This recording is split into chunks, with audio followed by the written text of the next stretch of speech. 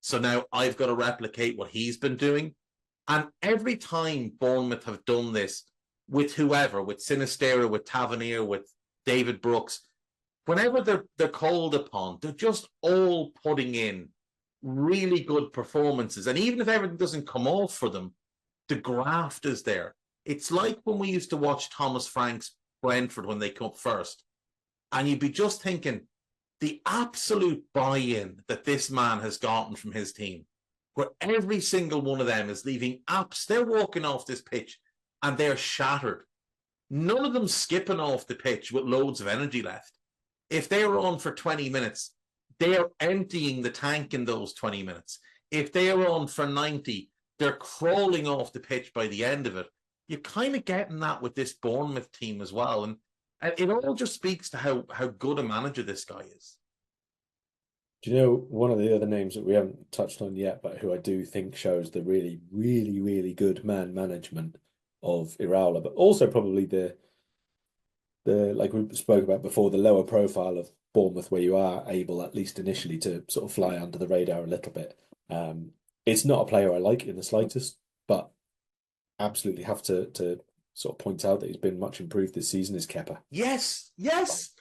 I talked about him on the Daily Red today. He's having a really good season. Yeah.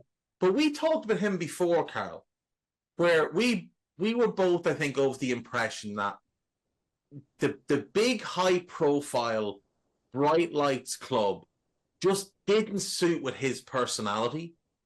And when he went to Real, it was never going to work. Never. Far too much pressure, far too many eyeballs. But Bournemouth, off the radar, not drawing the big eyes every week. He seems a lot more comfortable in his own skin there as well. A bit like when he was just at Bilbao, you know. He looks again like a really not a great goalkeeper, not someone you'd pay 70-odd million for, but a really good goalkeeper. Now he's still a little bit suspect from long range and whatever, things like that, but like he's having a really good season for them. And I think you're right. I do think it speaks to what the manager's been able to do, because, you know, he's made a couple of errors this season, but there was no short leash on him. It wasn't like a thing where the manager, like we saw at Chelsea a few times, was almost waiting for him to make a mistake to take him out of the team the next game. He makes a mistake at Bournemouth and Iraola just puts a wall up in front of him. And there's no criticism. There's nothing. He just deflects it all. If you want to blame someone, blame me. Don't blame him. Look how many shots he saved. Look how many goals he saved us. It's always on the positive spin. And I don't know what Kepa's contract situation is, but if he's either out of contract or available at a decent price this summer, Bournemouth would be very wise to make sure that becomes a permanent deal. So when he went to Bournemouth in summer, I think it was that he signed an extension at Chelsea, so that this year kind of didn't take away from his contract as such. So I think he took like a lower salary as such for an additional year, so that Bournemouth are paying all the money for him this year. So in theory, they can afford his wages next year if they want him. But yeah, if he'd only have another 1 year left on his contract, presumably he's not going to be too high, and Chelsea at least get a little bit back for him. Yeah, and he is 30 now as well. So like, he's not a young goal. Yeah, he's like you said, he would have been out of contract this coming summer, and he extended for a year to do the loan. It's similar to what Brentford did with David Raya. He had a year left last summer. They loaned him to Arsenal for a year, but he signed an extension to go on the loan, and then they did the obligation to buy. If he's kind of 10 to 15 million, I think he's worth them doing that deal on a permanent. I think that's a good goalkeeper. Obviously, the Chelsea thing, an unmitigated disaster, but he's a good goalkeeper. It's just that Chelsea was always going to be the wrong move, and it came with a price tag that just wasn't his fault. Like, he didn't tell Chelsea to pay 71 million. He didn't have any involvement in what the fee was. And he came in at a time, obviously, when we'd signed Alisson as well. And Alisson was the world record, and then Kepa beats it. So not only are you always going to be compared to Alisson, you're always going to have that stigma of, well, this is the world's most expensive goalkeeper.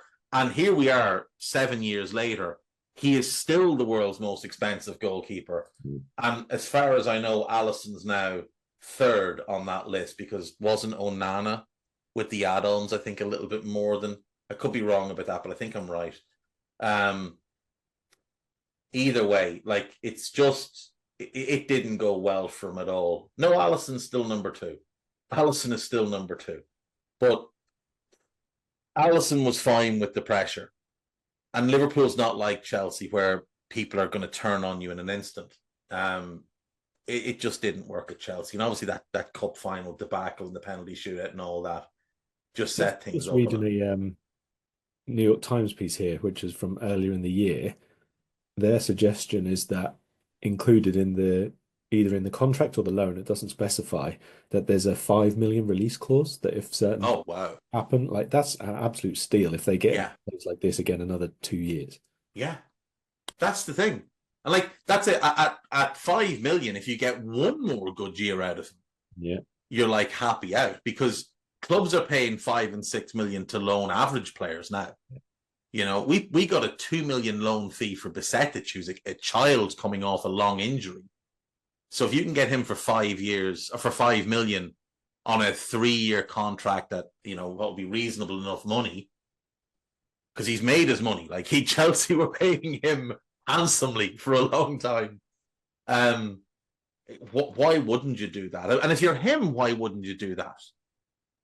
Like, this is one of the... If there was such a thing as, like, a comeback player of the year award in the Premier League, it'd be hard to look beyond him. Now, you know, David Brooks, maybe his teammate, given what he went through, and this is his first year of really playing a lot of games and a lot of minutes. But Kepa's been, like, he's been very good for them, and it's great to see, because, like, no matter who you support, like, if you're a football fan, you want to see players doing well. You don't like seeing players, unless it's like an individual you don't like for whatever reason. Like, it's not nice to see a player make that kind of move at 24, young lad coming over from Spain, new country, new surroundings, totally different culture, especially coming from Athletic Bilbao, where there's, you know, it's a really unique club and a really unique atmosphere. Coming to a club like Chelsea, you couldn't have two more different experiences, and it went as bad as it possibly could have for him. You like seeing players, you know, overcome and get back to playing well and enjoying his football. Like, he actually seems to like playing football again, which he didn't seem to the last couple of years at Chelsea or last year at Real. So how are we beating them after talking them up so much? Yeah. Well, that is the question. So, Arne Slot gave us good news today, Karl. Joe Gomez is back. Darwin is back. And Diogo Jota is back in training and looks like available for tomorrow. Now, my guess is none of them start tomorrow. I'd assume all off the bench. So, I'm going to guess Ali comes back in. I don't see any reason he wouldn't. Queeving didn't cover himself in glory in the week if he was trying to make a case. Same thing goes with Trent. Conor Bradley had a poor game. So Trent walks back in. Ibu walks back in. Virgil obviously will start. We'll come back to left back. It's one of the question marks, but I think it's going to be Robertson. Midfield, it'll just be the three that it normally is. It'll be Gravenberch, Alexis, and Szoboszlai. Of the three midfielders who started in the week, only James McConnell, for his performance in midfield, came away with any credit. Endo did okay at centre-back, but wasn't good in midfield. And then in attack, Mo, Diaz, I'd be stunned if Diaz doesn't start, and Cody. You think Cody plays again after? Yeah, he only played 50, and it's not like he overexerted himself a ton. Or anyone else. No, I mean, well, I suppose Chiesa, McConnell, Morton, when he came on, Were you surprised Tsimikas played the full 90? I was a bit. But... I was. So I said this on Raw. I didn't really understand why he didn't start Endo at centre-back, Morton in midfield, and then give the full-backs, give the left-backs half each. I thought that would have made more sense. I thought it was actually really harsh on Tyler Morton. Yeah. And he was really good when he came on.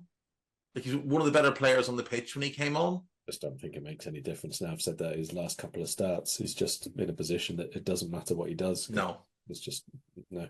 But no, I think he's gone in the next couple of days, either on loan or on a permanent. I did think that maybe not when Robertson went off, because you don't want to take both of them off, but either when Dan's went off for the third sub or a little bit earlier and take Dan's off for the third sub, you could have put Norris on for Tsimikas, for example, and just had the extra different player come on. I mean, as it turned out, didn't make much difference, but just to not have Tsimikas either playing the full 90, because as much as I do want him to keep playing, I actually want him to keep playing, if you know what I mean. You know, yeah.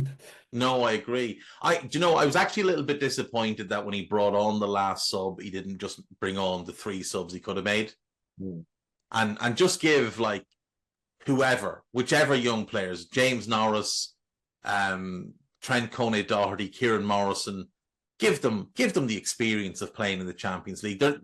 In truth, like, James Norris is not going to be at this football club for the long haul. That was his one and only opportunity to play in the Champions League. So, it's just a bit of a shame. I would have liked to have seen that as well. So it does raise the question of who will play at left back. So Robbo obviously started centre back and was diabolically bad in some of his defensive work. I mean, it's not his fault. He's not a centre back. You're not putting any blame on him for this.